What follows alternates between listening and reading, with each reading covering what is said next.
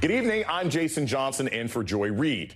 It has been just 13 days since the election, and Donald Trump has already set a modern record for announcing his picks to serve in his incoming administration. But as he may be learning, there is a reason that presidents-elect take their time to research and actually vet each pick. Because just as quickly as he can make the announcements, the cabinet controversies are piling up and calling into question some of his choices to fill the most high-profile and sensitive jobs running our country.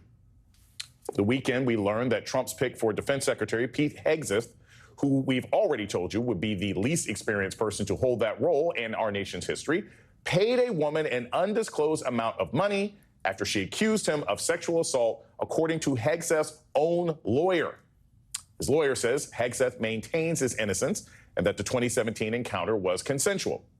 But that isn't even the biggest problem facing one of Trump's cabinet picks. Remember, it's only been 13 days. That honor goes to Trump's pick for Attorney General, former Congressman Matt Gaetz, who had been under investigation by the House Ethics Committee for roughly 3 years over allegations of sexual misconduct involving a 17-year-old girl and illicit drug use.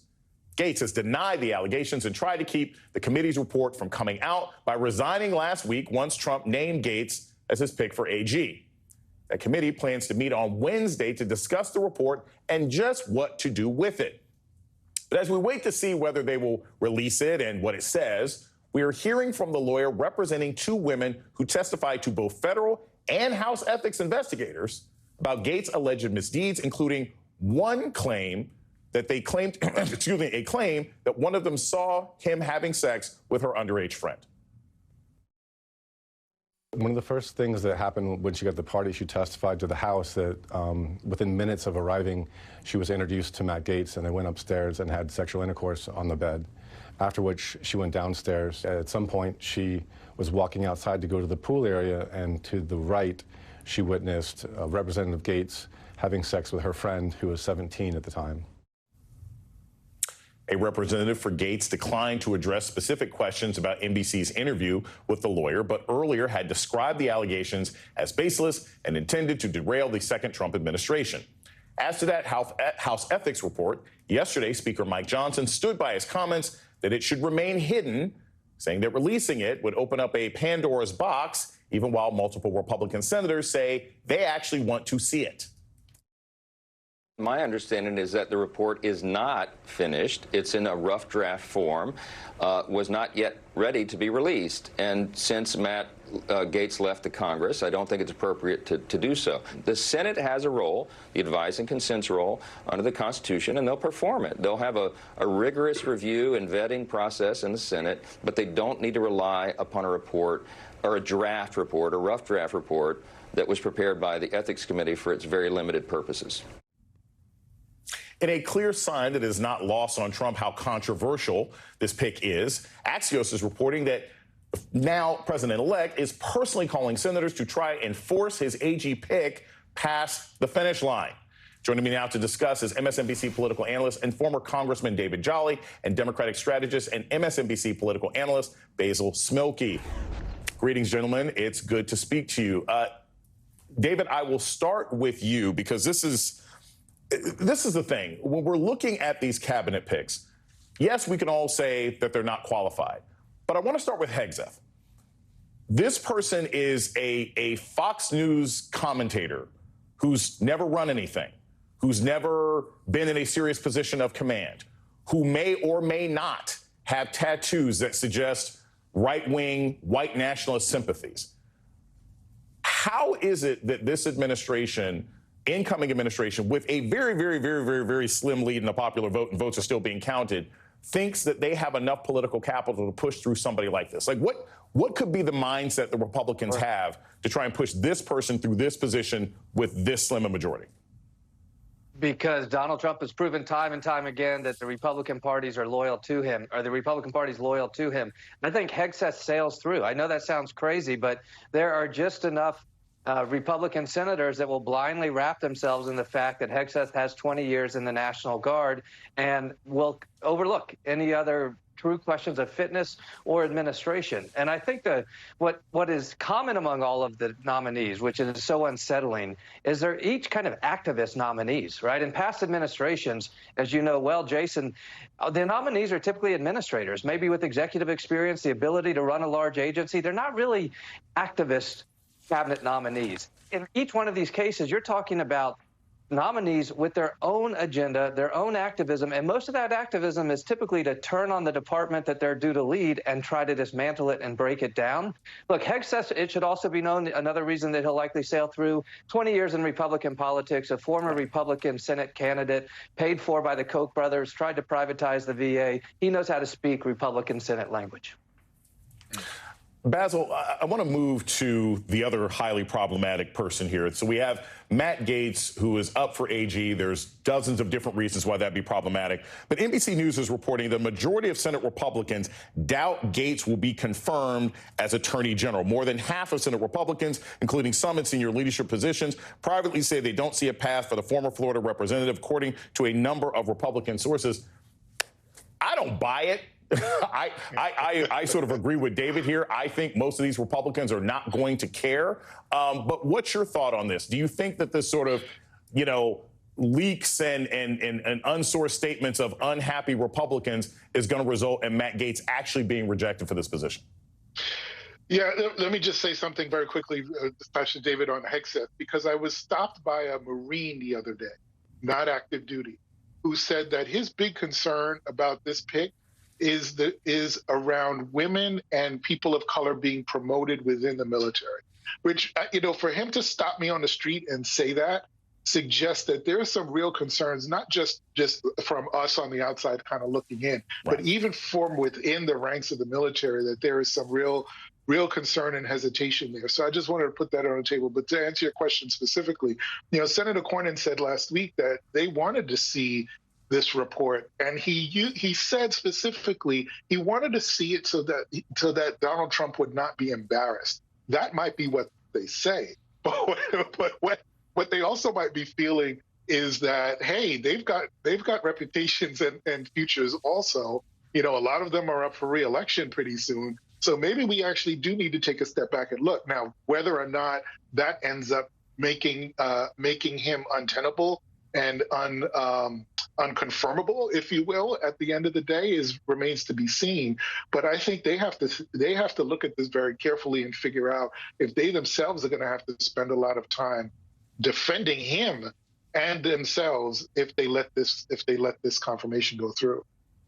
As the kids say, stairs in Brett Kavanaugh. I don't think they're going to have any problem with this whatsoever, unfortunately. And David, I want to take this back to you. Now, as much as I have no interest and will not spend the next 4 years discussing court intrigue and the Trump administration. We're a news program. I'm not trying to do that sort of thing. But I do think that if Matt Gaetz is not confirmed as Attorney General, it's not going to be because of any ethics investigation. It's not going to be because he's not qualified. Yeah. It's going to be because he spent all of his time personally insulting the people who have to vote him into office. The New York Times has a headline talking about all the names and insults that Gaetz has thrown at people. He called Mitch McConnell dangerous and McFailure, and said that Mark-Wayne Mullen is a disgrace to the Republican Party, and John Curtis, he's Mitt Romney without the good hair. As someone who served in Congress, people have long memories. Do you think that might actually be, no one will publicly say, I'm not going to vote for the guy because he made fun of me in a cloakroom. Sure. But that, to me, seems much more likely than the ethics charges and being what blocks him from getting in. You hit on something very important. Matt Gaetz has absolutely no friends in Washington at exactly the time that he needs them. He has no friends. And part of it is just the natural people are risk averse and want to distance themselves from the gross allegations that have been levied against him, allegations that apparently have a lot of validity to them. And the other, though, is also he's entirely unfit. And it's just a bad pick by Donald Trump. This is someone with no experience as an assistant U.S. attorney or within the Department of Justice or as a prosecutor, and no executive experience to run an agency like the Department of Justice. And it's known He is only there to prosecute the enemies list that Donald Trump wants prosecuted, and he will do whatever Donald Trump asks. I think the important thing here, and Basil referred to essentially the legacy of Republican senators that will have to take these votes. Look, among those who were on the losing side of this election, 48% of the country, statistically within the margin of those who actually won the election as voters. I would say the critical debates, the critical fights, the critical contests around these nominees is so important. This is not a time to lose energy. This is not a time to capitulate to Donald Trump. This is not a time to provide equity to Donald Trump. This is a time to laser focus on the nominees, but also the senators, and make sure that voters know that the senators are facing a tough vote on this one, and hold everybody accountable, even if you're on the losing side of the vote.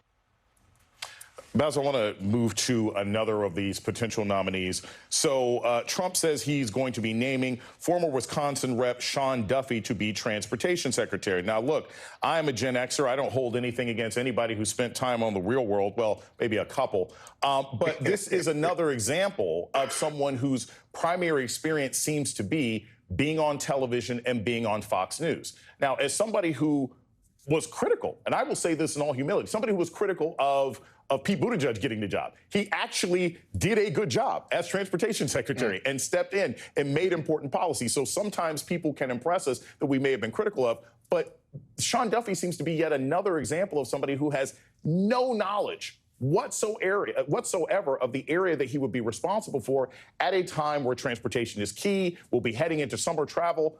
What do you think about this, and what's the possibility that he too could run into some difficulties down the road? I don't know that he runs into any difficulties. This is one that Donald Trump, I don't see anything that outside of what we just talked about. I don't know that there's anything disqualifying him because Donald Trump wants him, so he may actually just get it, right? But I take your point on Pete Buttigieg. And why that's interesting is because I had Pete Buttigieg speak at Hunter College when I was teaching there, and he engaged the students, and he was really brilliant on talking about the infrastructure bill, talking about resiliency, talking about all of the jobs that would be created as a result of that bill. Like, he was very, very good. I do not see this transportation secretary actually being able to talk about that, talking about what climate change brings to our transportation concerns going forward. And by the way, just this other point that needs to get raised, in all of Project 2025, in every agency, what is one of the common threads? The taking out of anything related to equal opportunity in DEI. So all of those subcontract, any of the minority and women-owned business contracts that may come from the major monies that are available in the Department of Transportation, all of that's gone. And that is one thing we can definitely count. And David, I want to bring you Project 2025, which Basil just mentioned. One of the big pushes in this sort of huge policy paper, this wish list of Republicans, are massive cuts to regulation, massive cuts to government agencies. So we're looking at a situation where, whether it's Sean Duffy, whether it's Matt Gaetz, whether it's Hegseth, these people will be taking over agencies that are probably understaffed, which will place even more responsibility on them to manage them. How might that play out in a very negative way for the American people? No, it's a great point. Look, there's actually very little that Donald Trump could do without the Congress when it comes to cutting these agencies. Even regulations have to go through a public process. The question is, does he ignore those, and do his cabinet secretaries ignore those? Recall it that by the time Donald Trump figured out how to be president, he realized, I don't want any secretaries. I want acting secretaries, because then I have all the power within the executive office of the presidency, and him and Stephen Miller and others can make the decisions about policy and about cuts. But there may be a fight, actually, even with Republicans on Capitol Hill, if they try to exact the type of cuts they're talking about. You would have a government that was unable to function. And congressional leaders, appropriators know that. And I'm not sure Donald Trump does, and certainly Elon Musk doesn't. And, if I could say just very quick. Yes. Oh, sorry. No, I just say very quickly that why that's an incredible point is because how many Republicans went back to their districts and took credit for the things that Joe Biden did? So if you can't take credit for anything that even your own president did, that's a problem. David Jolly and Basil Smikle, thank you guys so much for starting us off today.